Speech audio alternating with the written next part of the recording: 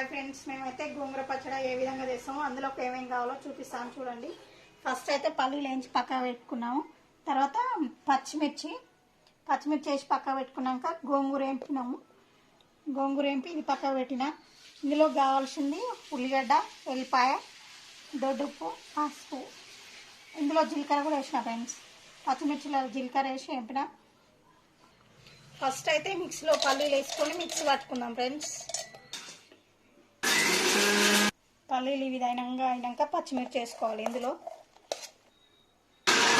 పచ్చిమిర్చి ఇలా పట్టుకున్నాక ఇప్పుడు ఉల్లిగడ్డ, ఎల్లిపాయలు అన్నీ ఒకేసారి వేసి, ఇదైతే దొడ్డుప్పు, ఇది కొంచెం పసుపు వేసుకోవాలి. అన్నీ అయినాక ఒకసారి మళ్ళీ మిక్స్కి వేసుకోవాలి. కచ్చపచ్చగానే గోంగూర వేపిన గోంగూర ఇందులో వేసుకోవాలి. దీన్ని మిక్స్ పట్టుకోవాలి.